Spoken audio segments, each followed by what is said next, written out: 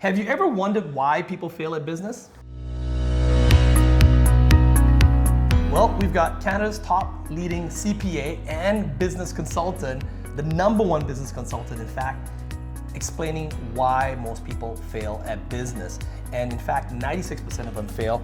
74% of overhead is rent and payroll, quoted by the Washington Post. The reason Josh put that quote into his book, The 100 Myths of Entrepreneurship versus the Chainsaw, is because these are the 100 myths that we, the business owners, keep thinking about, and that's what causes us to fail. So Josh, you wrote here that you can spend significant time on small overhead expenses. Is that true? Why is that false? Absolute myth. Yeah. Absolute myth. Well, first of all, your business is not normally overhead expenses. They're normally a very small percentage of what you actually do, right? Yeah. Your biggest number is sales. Yes. Can you get any money in? Because you can minimize your expenses to be the most frugal person on the planet, but if you can't sell anything, doesn't matter. Right. It just does not matter, right? And so, that becomes number one, So right? if I was to put that in layman's terms, it's like saying if you're focusing on always plugging the drain, but you have no water coming in from the bathtub, That's right. you still don't have a business. You don't have a business, right? The next thing is, how much does it actually cost you to deliver that? So, how much labor, materials, Yep. does it actually cost you to deliver that product or service, Yep. right? Okay, now you get to a gross margin. Right. Okay, you get to that gross margin. Generally we say with people it's gotta be at least 35%, right? That's right. Let's look at that. Then we get into the overhead. Right. And as we say in the book, 74% of that overhead is administrative staff and rent. Right. Administrative staff and rent, Yeah. right? So unless you cut your rent. So or 74% of the 35%, Yep. right? We're talking small percentages now. Yeah. We're only talking the remaining is the other overhead. Gotcha. So Right. if you spend too much time in that area, you're not going to really be saving that much. Now, the reason why this happens is because it goes totally counterintuitive, totally against any, conventional personal financial planning advice. Okay, because when it comes to personal financial planning, it's like, how do you reduce your overhead as close to zero as possible? Right. Right? Because they're generally dealing with, from a personal level, someone has a fixed salary, Yeah. right? Or a fixed wage rate. Yeah. And so the only way that they can actually get ahead quicker is to reduce expenditures. Yeah. Okay? But it's a complete falsehood in businesses, because you hold the keys to the biggest lever that you can increase or decrease sales, right? So people trying to save on bank expenses or a telephone bill or printing costs or something like that. That's right. It goes totally counterintuitive to all personal financial planning. Number one. Yeah. Number two, entrepreneurs, when they start out, are woefully inadequate of addressing the other ones, right? They're woefully inadequate because number one is like, okay, how do I sell more? First of all, they don't know how to market, Yeah. right? So they don't know how to get the phone to ring. They don't have scalable marketing and scalable leads. That's coming. right. Yep. If they do get a lead, they don't know how to do a sales presentation, Right. right?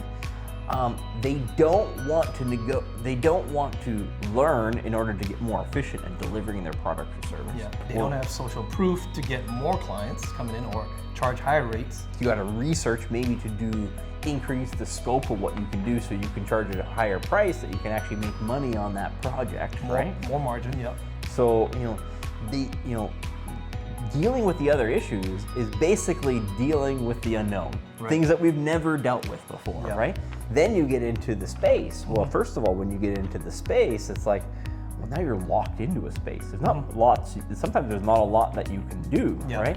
You can either terminate it when it comes up, terminate it and hope they don't collect, or you can get subleases. But like, your options are limited when it comes to the space, Yeah. right? Yeah. Like a 1-year contract, 5-year contract, 3-year contract. That's right. Commercial lease is often 5 years. It's kind of like the default, right? Yeah. And so it's hard to renegotiate that. And then you get down to the last part of that overhead expenditure, and that last part of the overhead expenditure is administrative staff. Yes. So you know what the solution is to too much administrative staff? Is to fire someone. And they also don't like to fire people, right? And so if you've never fired someone, or if you're uncomfortable with doing so, these are very hard things to do. So the things that make the most difference are the things that we, know the least about, right? They go against all of the, all of the conventional financial wisdom, and they're the hardest. Right. They're the scariest things. They're going to involve a lot of times some conflict, and some pursuit into the unknown. Yeah. And these are hard. Rejections. That's right. So what do business owners gravitate towards doing?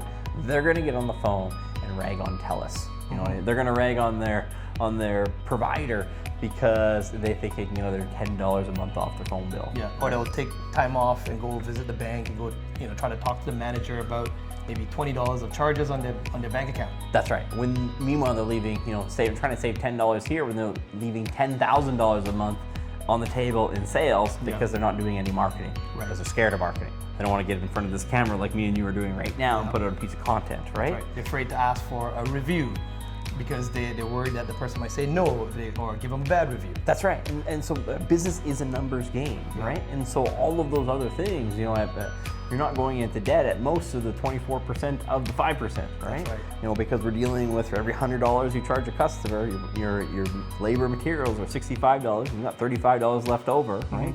And 74% of that is spent on admin wages and the place that you're in. Yep. We're talking about the small fraction, the stuff that doesn't matter, but we want to spend the most time there because it feels the most comfortable to us. It's reinforced more often that we should be cognizant and aware of it, but we're trading our number one asset in pursuit of that. Yeah, all time. Time. The most important number in business is 168. Yeah. 168 is the most important number. Well, actually, Josh, you talk about it in another one of our videos where you say, it levels the playing field, whether we're up against Elon Musk or, Bill Gates or just the lowly entrepreneur just getting started. Yeah. We all have 168 hours. They don't have 25 hours in a day, 8 days a week. They've all got 168 hours. That's right. That's the great equalizer. Yeah. So imagine, one entrepreneur, they're spending 20 hours a week on minimizing those small overhead costs, right? Yeah. Someone else is spending an extra 20 hours a week on doing more marketing, getting better at sales, getting more efficient on delivering the core product or service. Yeah. That person dramatically outperforms. And that's an exponential return on that, right? And the more time you put into that marketing, the better you get at marketing, and that accelerates faster and faster as time goes on. The more time you put into being better at sales, that wheel starts to spin faster and faster as time goes on, right? And it's the same thing, how do you optimize, the costs, the direct costs on your product or service, right? Yeah. You get better and better at that as time goes on, right? Then when it comes time to make a big decision, like a space, I'm going to spend $2,000 a month to rent a space, or $4,000 a month I'm going to buy a space and invest in this mortgage payment, or I'm going to bring on an overhead staff member, an office administrator, and that person's going to cost me $4,000 or $5,000 a month. That's where you stop for a minute, take a step back. It's like, I'm going to invest one of my valuable 168 hours here, because this really moves the needle, right? And there are things where almost laughably you have to know they don't matter. And as an entrepreneur, it will get almost bizarre, right? Like if you start to do it well, you'll really start to ignore some things because they don't matter at all, right? The example is, like I always bring up, is like my house that I built in now 2018, and I still have the builder's chloroplast in there. I haven't put the numbers on there because it actually just doesn't matter, right? In my life, it's never going to affect my income, right? And I see it every day now, and now that I've said it, so now I don't even want to do it even more, right? But there's certain things that you do and you pursue that they just don't add any value, or they're so less time. It's like, I look at the phone, the phone lines. I think I assigned someone to take a look at our phone lines. Did we optimize the number of phone lines that we have and the plans are on the right? First of all, I delegated it, and I think I did it 2 years ago now. Right. And as I'm sitting here talking to you, I have no idea if that's optimized or not, right? But I know what revenue is coming in next month. Correct. I know what pieces of content are going out next month. I know the exact number of pieces that are going. You know how many leads are coming in. You know how much money you're spending on advertising. I know what ad campaigns are running. I know how much per dollars per day that we're spending on those campaigns. Right. I know what my cost of labor is every month to deliver those products or services. I know what my gross margin is. I know how much I spend on those spaces, and I know those numbers well. Right. But the other stuff, I almost understand them like comically bad, right? Because you spend so little time on there, right? In fact, they could be one number on the income statement for me, for all I care, right? I have my revenue, I have my direct costs, I have the cost of my space and my admin staff, and I have all the other stuff that doesn't matter, that I'm never going to spend any time on. If I have any concerns, I'm probably just going to delegate to someone who's probably not even a high-level person on my team, because I don't even want to tie up the high-level people on that task, right? because it's just a complete refocus, because your most important asset that you have to deploy, it's not capital. You can always make more money. It's time. You can't get it back. More time, right? And every key factor of your business, marketing and sales and production, has an exponential rate of return. Right. The earlier you start investing time, the earlier you start getting those exponential rates of return, as opposed to I want to save a couple dollars to try to get my bank fees lower. By the way, Josh gives very practical pieces of advice, and this is the reason why entrepreneurs fail, right? It's the number one reason why entrepreneurs fail. So I would highly encourage you to go re-watch this video, rewind a bit, just listen to it, and actually just map out. Josh is a very big proponent about having schedules, and just business is a numbers game, and it's a very predictable thing that can be mapped out. If you want to be in the 4% that's successful, I highly encourage you to come and meet Josh at one of his live boot camps. You can find out more information below, where you get to meet other business owners that have all been implementing what Josh has been doing and talking about, and that's why they're in the 4% and successful. So if you really care about your business and you want to be around here in the next few years, make sure you come and meet Josh live in person in the boot camp, and rewatch this video again. Where are you putting your time? Josh gave tons of nuggets of gold there. Josh, can you please lay out 2 or 3 important things that the business owner watching this video right now can go and implement right away? Spend time on your marketing. Spend time on knowing your revenue numbers. Your gross margin, the cost of your admin staff, the cost of your space. Know those numbers so well you commit them to memory, and allocate all of your other time on those small overhead numbers accordingly. Got it. Okay.